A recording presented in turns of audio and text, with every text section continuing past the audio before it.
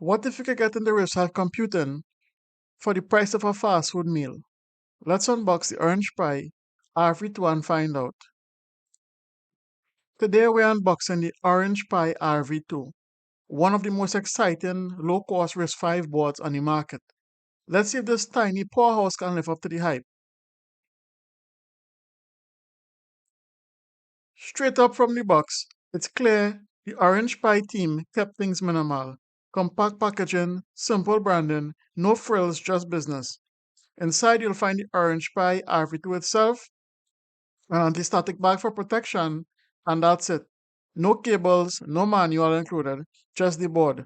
Bare bones, but honestly that's expected at this price point.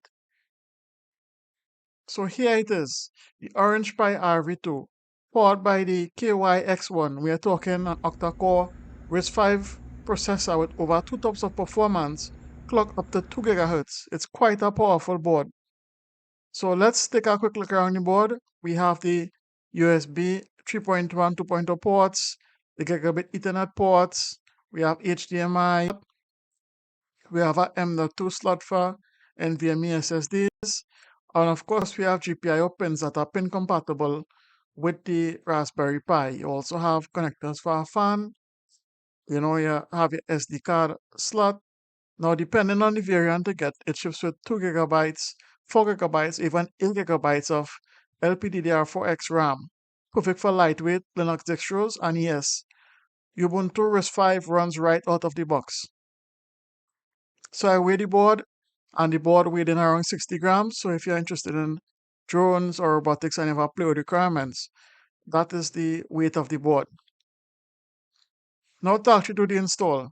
Since I was not able to get a cooler and acrylic case for this board, I opted to use an OrangePi 5 heatsink kit I line around. Now the form factor is completely different from the OrangePi 5. However, with a bit of hacking around, I got the CPU to fit. I did not have thermal glue on hand, so I used Kapton tape for extra support since heatsink is rather top heavy, though I expected the thermal part to keep it in place.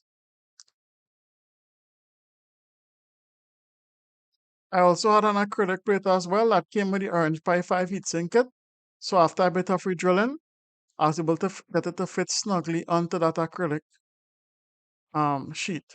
So after I booted up the board to make sure the fan worked well, it was on to install the OS.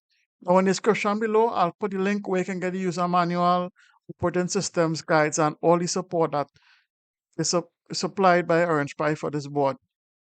And it's a fairly decent guide about using the board.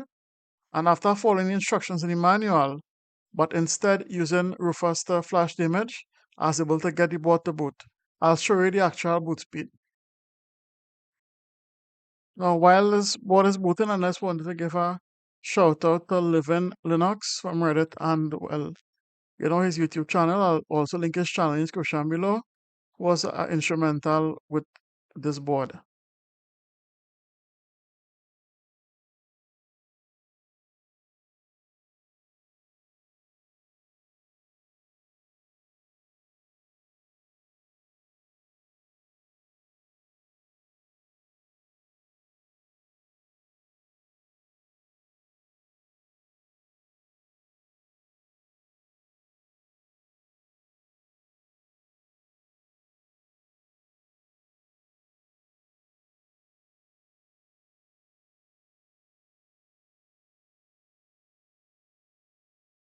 So after booting, the board worked well, Ubuntu run fine, and my large heatsink kept the temperature at a cool 41 degrees.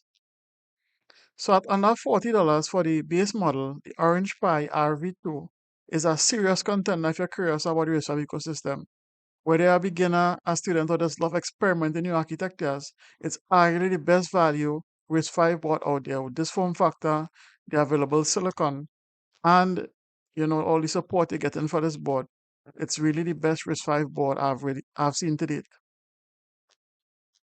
So that's it, guys. Thanks for watching. Be sure to subscribe to my channel. I'll be doing a lot of RISC-V stuff. I have RISC-V boards, the RISC-V microcontrollers, and we'll be doing a lot of RISC-V. So that's it, guys. Thanks for watching.